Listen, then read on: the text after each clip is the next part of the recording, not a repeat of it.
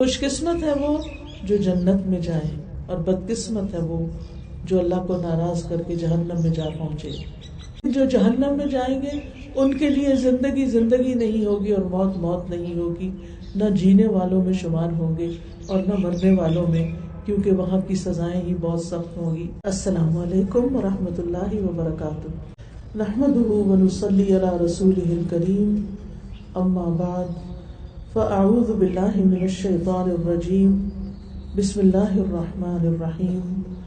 رب اشرح لی صدری ویسر لی امری واحلل عقدۃ من لسانی یفقہوا قولی. ہم سب اللہ ہی کی طرف سے آئے ہیں اس دنیا میں. اللہ سبحانہ و تعالیٰ ہی نے ہمیں اس دنیا میں جینے کے سامان عطا کیے ہیں. ہمیں ہر طرح کا رزق، ہماری تمام ضروریات کو پوری کرنے کے لیے مختلف چیزیں ہمیں عطا کی ہیں، اور پھر ایک دن آئے گا کہ ہم سب اس کی طرف واپس لوٹ جائیں گے اور پھر اس سے ملاقات ہوگی. پھر وہ ہم سے پوچھے گا کہ میں نے تمہیں پیدا کیا تھا، میں نے رزق دیا تھا، پھر تم دنیا میں کیا کرتے رہے؟ کیا تم میرے بندے بن کر رہے یا تم نے میرے علاوہ اوروں کو میری بادشاہت میں شریک کر لیا؟ اس لیے بہت ضروری ہے کہ جس رب نے ہمیں پیدا کیا ہم سب سے زیادہ اسی کے وفادار ہوں، ہم سب سے زیادہ اسی کے اطاعت گزار ہوں، ہم سب سے زیادہ اسی سے محبت کرتے ہوں. اس زندگی میں ہم اپنی موت کے بعد کی دوبارہ کی زندگی کے لیے بہت سے اچھے کام کر سکتے ہیں، کیونکہ دوسری زندگی کی بھلائی اور بہتری کا انحصار اس بات پر ہے کہ ہم اس زندگی کو کیسے گزارتے ہیں. یاد رکھیں یہ زندگی ایک نعمت ہے، اس کے ساتھ ساتھ یہ زندگی ایک آزمائش بھی ہے.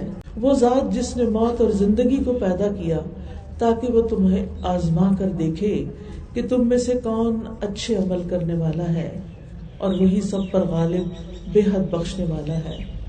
گویا اللہ سبحانہ تعالیٰ نے ہمیں زندگی اس مقصد کے لیے دی کہ وہ ہمارا امتحان لے کہ ہم کرتے کیا ہیں یہاں، یعنی ساری نعمتیں اللہ کی طرف سے پا کر پھر ہمارا طرز عمل کیا ہے. علی بن ابی طالب رضی اللہ عنہ کہتے ہیں کہ دنیا پیٹ پھیر کر جا رہی ہے، یعنی ہر لمحہ گزرتا چلا جا رہا ہے اور آخرت سامنے سے آ رہی ہے. یعنی ہم سب اس زندگی کا جو سفر ہے، ہماری یہ جو کاسمک جرنی ہے آغاز سے لے کر انتہا تک، تو ہم جب سے پیدا ہوئے ہیں ہم نے دنیا سے واپسی کا سفر اختیار کر لیا ہے. وہ فرماتے ہیں کہ دنیا پیٹ پھیر کر جا رہی ہے اور آخرت سامنے آ رہی ہے، اور ان دونوں میں سے ہر ایک کے چاہنے والے ہیں. یعنی کچھ لوگ دنیا کے چاہنے والے ہیں اور کچھ آخرت کے چاہنے والے ہیں. پس تم آخرت کے چاہنے والے بنو، دنیا کے چاہنے والے نہ بنو، کیونکہ آج تو عمل کا موقع ہے اور حساب نہیں ہے، اور کل حساب ہوگا اور عمل کا موقع نہیں رہے گا. یعنی آج یہ زندگی، یہ جوانی، یہ وقت، یہ ساری جو بھی نعمتیں ہمیں ملی ہیں یہ ہمیں کچھ کرنے کے لیے ملی ہیں. سستی کے ساتھ، بیکاری کے ساتھ اور فضول میں وقت ضائع کرنے کے لیے نہیں ملی، بلکہ ہمیں اس زندگی میں اپنی آخرت کے لیے کچھ کمانا ہے. رسول اللہ صلی اللہ علیہ وسلم نے فرمایا، تم جانتے ہو کہ ہمیں اللہ کی طرف لوٹنا ہے، پھر جنت کی طرف یا جہنم کی طرف جانا ہے. وہ ایسی مستقل اقامت گاہ ہے کہ وہاں سے روانگی نہیں. یعنی دنیا سے تو سب نے چلے جانا ہے، خود اس پلانٹ نے بھی ختم ہو جانا ہے، لیکن جہاں جانا ہے آخرت میں، جو جگہ اللہ نے مقرر کی ہے، وہاں سے پھر آگے کہیں نہیں جا سکتے. تو خوش قسمت ہے وہ جو جنت میں جائیں اور بدقسمت ہے وہ جو اللہ کو ناراض کر کے جہنم میں جا پہنچے. فرمایا وہ ایسی ہمیشگی ہے کہ جس میں موت نہیں آئے گی. وہاں ایسے جسم ہوں گے جو مرنے والے نہیں ہیں، یعنی ہمارا جسم ہمیشہ کے لیے ایسا ہوگا کہ جس پہ موت اب نہیں آئے گی. دنیا میں تو یہ جسم فانی ہے، ایک وقت ہوتا ہے بیبی گرو کرتا ہے، پھر وہ جوان ہو جاتا ہے، پھر ڈکلائن شروع ہو جاتا ہے، بڑھاپا آ جاتا ہے، بیماریاں آ جاتی ہیں، موت آ جاتی ہے. لیکن آخرت میں جو جنت میں جائیں گے ان پر نہ بیماری آئے گی، نہ بڑھاپا آئے گا، نہ موت آئے گی. لیکن جو جہنم میں جائیں گے ان کے لیے زندگی زندگی نہیں ہوگی اور موت موت نہیں ہوگی. نہ جینے والوں میں شمار ہوں گے اور نہ مرنے والوں میں، کیونکہ وہاں کی سزائیں ہی بہت سخت ہوں گی. تو یاد رکھیے یہ زندگی ٹیمپریری ہے، عارضی ہے، اور آخرت اصل میں دار القرار ہے. آپ دیکھیں ایک وقت تھا کہ جب ہماری روح تھی اور یہ جسم نہیں تھا، یعنی اس دنیا میں آنے سے پہلے. یہاں آ کر ہمیں جسم ملا جس میں ہماری روح آ گئی. پھر ایک وقت آئے گا جو موت کا وقت ہوتا ہے جس میں روح اور جسم الگ الگ ہو جائیں گے. اور پھر ایک وقت آئے گا قیامت کے دن کا، حشر کے دن کا، کہ جب روح اور جسم پھر دوبارہ ملا دیے جائیں گے. اب آپ دیکھیے پچھلا وقت تو ہمیں کچھ یاد ہی نہیں کہ دنیا میں آنے سے پہلے کہاں تھے ہم.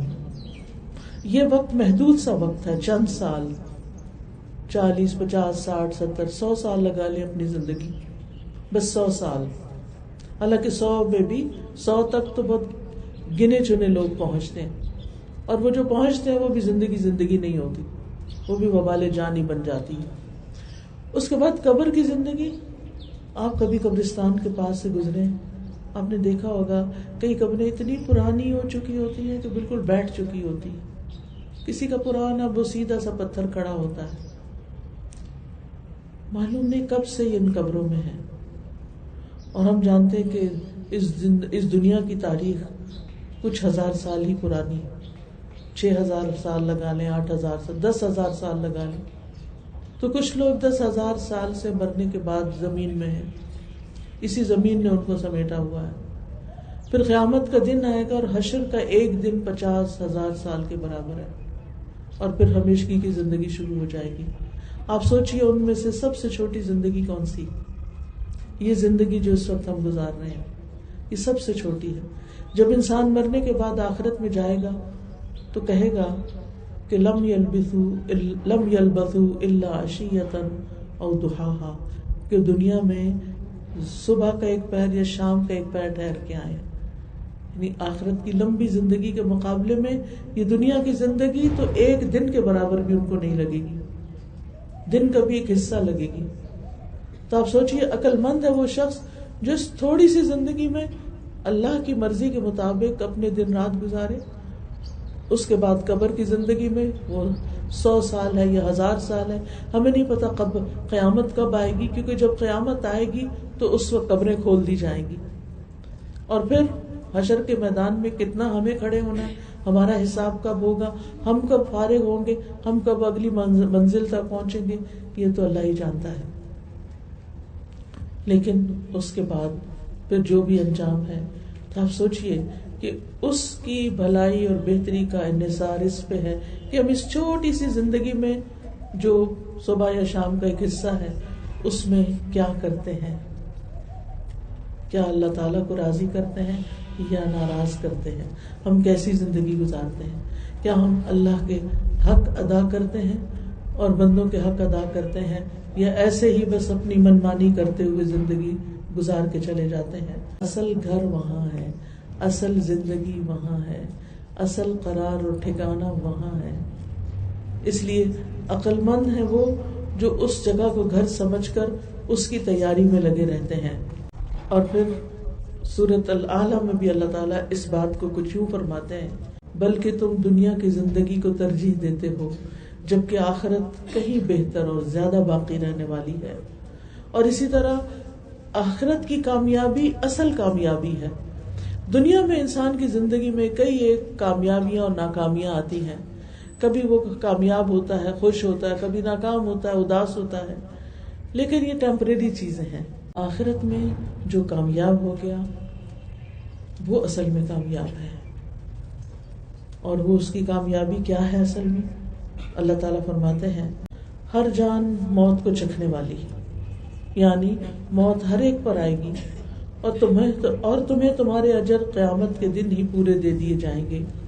پھر جو شخص آگ سے دور کر دیا گیا اور جنت میں داخل کر دیا گیا وہی کامیاب ہوا. گویا کامیابی کیا ہے؟ جہنم سے بچنا اور جنت میں داخل ہونا، یہ ہے اصل کامیابی. اور دنیا کی زندگی دھوکے کا سامان ہے، جس کو ہم سمجھتے ہیں کہ بہت طویل زندگی ہے اور ہم ہر چیز حاصل کر لیں، اور اگر ہمیں ہر وہ نعمت حاصل نہیں ہوتی جو دوسرے لوگوں کے پاس ہے تو ہمارے لیے ہم سمجھتے ہیں کہ ہم بدقسمت وہ ہے، بد نصیب وہ ہے جو آخرت میں ناکام ہو جائے، چاہے اس کی دنیا کی زندگی میں اس کے پاس کچھ بھی نہ ہو. خوش نصیب وہ ہے جو آخرت میں کامیاب ہو جائے، چاہے دنیا میں اس کے پاس کچھ نہ ہو. حضرت بلال رضی اللہ عنہ کے پاس نہ کوئی اسٹیٹس تھا، نہ ان کی مکہ میں کوئی فیملی تھی، نہ ان کا کوئی خاندان تھا وہاں، نہ ان کے بچے تھے،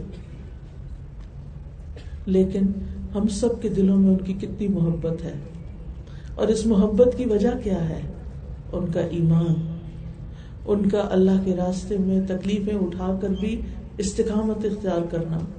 ہم سب یہ کہتے ہیں کہ جب ہم اللہ کے راستے پر چلنے لگتے ہیں تو ہمیں بہت مشکل پیش آتی ہے، ہمیں اکثر یہ گلہ ہوتا ہے اور ہم ان مشکلوں کا ذکر کرتے ہیں، لیکن یہ آزمائشیں کچھ بھی نہیں ہیں. حضرت بلال رضی اللہ عنہ کی آزمائشوں کو دیکھیں کہ کس طرح مکے کے ظالم لوگ ان کے دھوپ میں، تپتی دھوپ میں ان کو لٹا کے ان کے سینے پہ بھاری پتھر رکھ دیتے تھے، اور وہ پھر بھی احد احد پکارتے تھے اور وہ شرک نہیں کرتے تھے.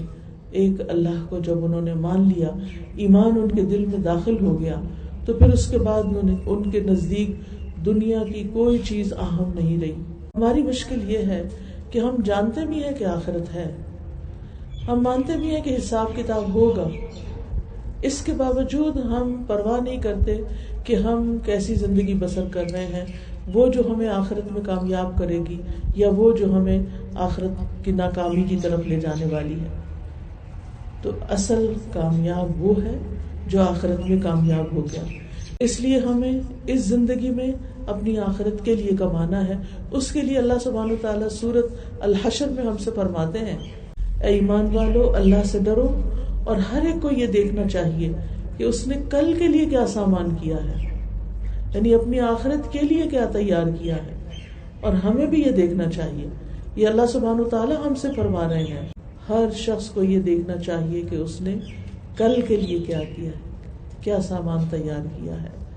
کل ہم سے یہ نہیں پوچھا جائے گا کہ تم نے کتنی ڈگریاں لی، نہیں پوچھا جائے گا کہ تم نے کتنا مال کمایا، نہیں پوچھا جائے گا کہ تمہارے فینس کتنے تھے اور تمہارے چاہنے والے کتنے تھے، یا تمہارے بچے کتنے تھے، یا تمہارے بہن بھائی کتنے تھے. یہ نہیں پوچھا جائے گا. یہ نہیں پوچھا جائے گا کہ فیس بک پہ تمہاری فالوئنگ کتنی تھی اور انسٹاگرام پر تمہیں لائک کرنے والے کتنے تھے. یہ نہیں پوچھا جائے گا.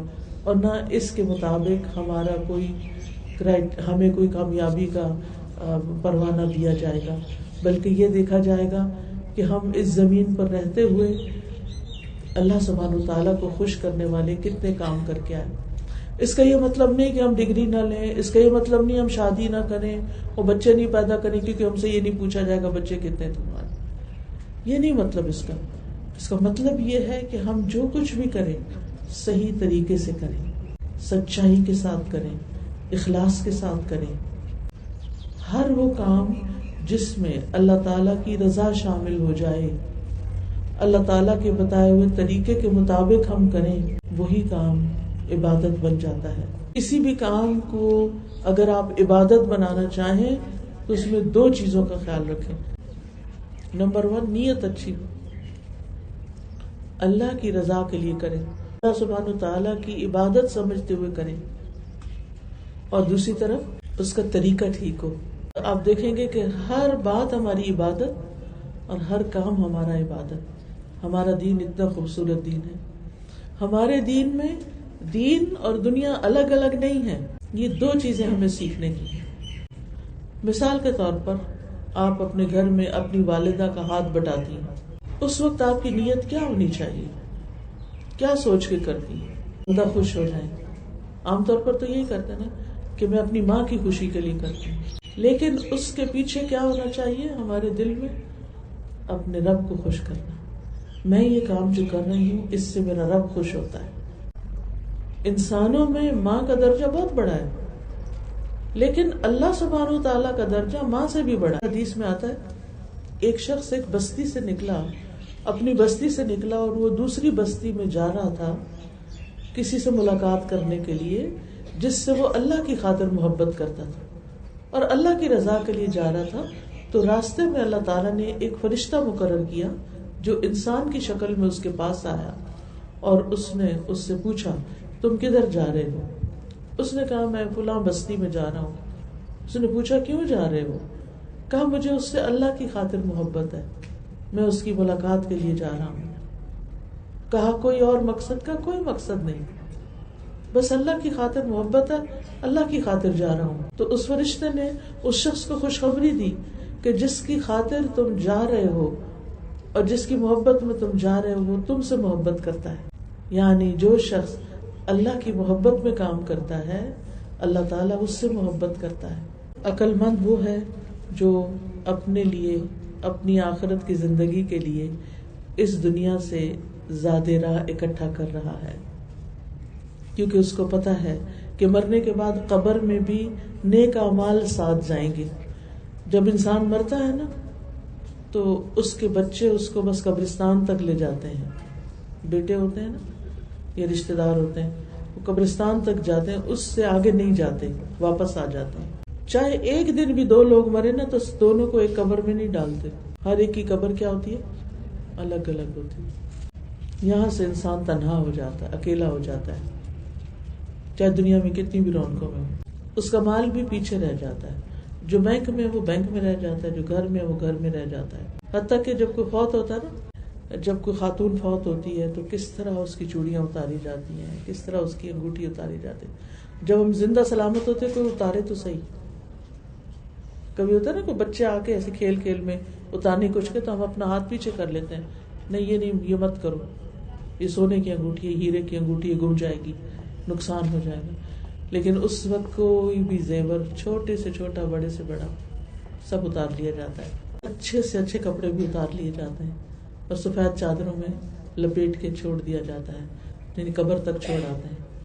مال بھی نہیں گیا ساتھ، اولاد بھی نہیں گئی، کوئی پیارا نہیں ساتھ گیا، صرف ایک چیز ساتھ گئی اور وہ ہے انسان کے اعمال. لہذا جب انسان کو قبر میں دفن کر دیا جاتا ہے تو مردے کو اٹھا کے بٹھاتے ہیں، فرشتے آتے ہیں مردے کو اٹھا کے بٹھاتے ہیں، سوال کرتے ہیں من ربو کا، تمہارا رب کون ہے، ما دینو کا، تمہارا دین کیا ہے، من نبیو کا، تمہارا نبی کون ہے.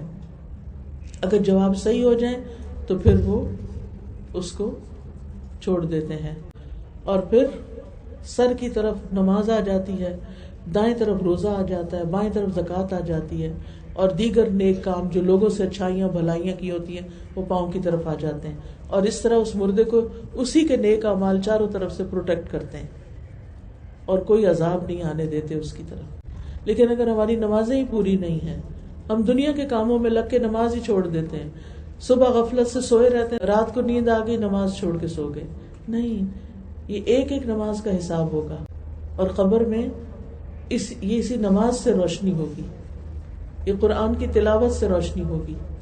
قرآن کو پڑھنا پڑھانا انسان کے کام آئے گا، صدقہ خیرات کام آئے گا، چاہے کھجوری کیوں نہ دے انسان کسی کو، یعنی صدقہ ہر ایک پر لازم ہے. ہم ہر روز صبح اٹھتے ہیں تو حدیث میں آتا ہے کہ ہر انسان کے ہر جوڑ پر صدقہ واجب ہو جاتا ہے ہر روز صبح. لیکن تو صحابہ نے کہا کہ ہمارے پاس تو اتنے پیسے ہی نہیں ہیں کہ ہم ہر روز اتنا ہر جوڑ کا الگ الگ پیسوں سے صدقہ دیں.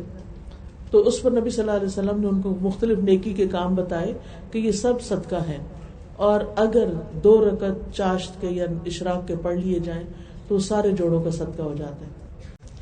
تو ہم میں سے کتنے لوگ ہیں جو ہر روز مال کے صدقے کا اہتمام کرتے ہیں کہ ہر روز کسی نہ کسی کو کچھ دینا ہے، اور اگر کوئی لینے والا نہیں تو گھر میں ہی کچھ ڈبہ شبہ رکھا ہوتا ہے اسی کے اندر ڈالتے رہتے ہیں، پھر جب موقع ہوتا ہے جا کر کہیں جمع کر دیتے، چاہے مسجد کو دیں، مدرسہ کو دیں، کسی غریب خانے میں، یتیم خانے میں، جہاں بھی، یعنی جہاں بھی صدقہ کر سکتے ہیں کرتے ہیں. تو یہ سب چیزیں ہماری قبر میں ہمارے کام آنے والی ہیں، اس لیے ہمیں ان کے بارے میں معلوم بھی کرنا چاہیے، کیونکہ جب تک ہمیں علم نہیں ہوگا اس وقت تک ہم عمل نہیں کر سکتے. تو علم کے ہونے اور نہ ہونے میں بہت بڑا فرق ہے. علم ہو تو ہم حقوق اللہ ادا کر سکتے ہیں. اللہ تعالیٰ کے بارے میں ہمیں جاننا چاہیے کہ ہمارا رب کون ہے، اور ہمیں پھر اپنے آپ کو اس کے سپرد کرنا ہے، اس کے ساتھ سچا ہونا ہے، مخلص ہونا ہے، اسی پہ بھروسہ کرنا ہے، اسی سے مدد مانگنی ہے، ہر کام اسی کی خاطر کرنا ہے، ہر کام میں اسی کو راضی کرنے کی کوشش کرنی ہے، اس کی نافرمانی کے کام نہیں کرنے، اس کی عبادت میں ڈنڈی نہیں مارنی، چاہے نماز ہو، روزہ ہو، کچھ بھی ہو. کیونکہ بعض بچیاں روزہ رکھ لیتی ہیں لیکن جو پیریڈز میں چھٹے ہوئے روزے ہیں وہ نہیں رکھتے، بعد میں قضا نہیں رکھتے. ان کو بھی پورا کرنا ہوتا ہے کیونکہ روزہ جو ہے اس کی قضا لازم ہے. تو جتنے بھی پچھلے سالوں کے آپ نے نہیں رکھے، رمضان کے بعد آپ ان کو پورا کر لیں. کیونکہ جوانی میں تو انسان جلدی رکھ لیتا ہے، جب بڑے ہو جاتے ہیں بیماریاں لگ جاتی ہیں، بڑھاپا آ جاتا ہے، روزے رہ جاتے ہیں. اسی طرح اگر آپ کے پاس 7.5 تولے سونا ہے، کیونکہ بعض پیرنٹس کیا کرتے ہیں وہ بچوں کے نام پہ رکھ دیتے ہیں، یہ 10 تولے اس بیٹی کا، 10 تولے اس کا، اور زکوٰۃ نہیں دیتے. اگر انہوں نے آپ کے نام پہ رکھا اور آپ کو بتایا ہوا کہ یہ آپ کا ہے تو یا تو وہ خود زکوٰۃ دیں یا پھر آپ کو اس میں سے زکوٰۃ دینی ہوگی. آپ کہیں گے ہم تو کماتے نہیں، ہم کہاں سے دیں؟ تو اسی زیور میں سے نکالنا ہوگا، اور اگر نہیں نکالا تو قیامت کے دن اور قبر میں پھر اس کی پوچھ بھی ہوگی. دوسرے یہ کہ حقوق العباد کی ادائیگی کرنی ہے ہمیں. اللہ تعالیٰ کی عبادت کے بعد سب سے زیادہ نیک، افضل اور ضروری کام والدین کی خدمت ہے، والدین کے ساتھ حسن سلوک ہے، ماں باپ کی عزت، ماں باپ سے محبت، ماں باپ کی اطاعت، ماں باپ کی شکر گزاری، ماں باپ پر خرچ کرنا، ماں باپ کی خدمت کرنا، یہ ہم سب پر لازم ہے. زندہ ہیں تو جا کر کریں، لیکن اگر فوت ہو چکے ہیں تو ان کے لیے دعائیں کریں، ان کی طرف سے صدقہ خیرات کریں، اور ان کے لیے اور اچھے اچھے کام کریں جو ان کے لیے صدقہ جاریہ بنے. جو شخص والدین سے حسن سلوک کرتا ہے اس کو خوشخبری دی گئی ہے. کس بات کی؟ کہ اس کی عمر اور رزق میں اضافہ ہوگا، یعنی اس کی زندگی میں بھی برکت ہوگی اور اس کا مال بھی زیادہ ہوگا. پھر گھر والوں میں جیسے بہن بھائی ہیں ان سب کے ساتھ اچھے طریقے سے رہنا چاہیے.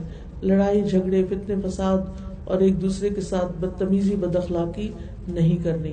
اور یہ اسی صورت میں ہو سکتا ہے جب ہمارے اندر سیلف کنٹرول ہو، ہم اپنا غصہ کنٹرول کرنا جانتے ہوں، ہم دوسرے کو معاف کرنا جانتے ہوں، دوسرے کی مجبوری کو سمجھنا جانتے ہوں، اپنی زندگی کے ہر دن کو قیمتی سمجھیں، کیونکہ ایک دن جو گزر جاتا ہے وہ واپس نہیں آتا.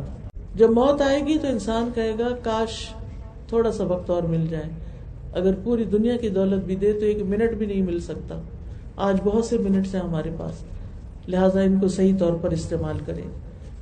پھر وقت کو ضائع کرنے والے کاموں سے بچیں، ایسی مجالس سے بچیں، ایسے لوگوں سے بچیں جو فضول باتوں میں آپ کو لگا کے آپ کا وقت ضائع کرتے ہیں.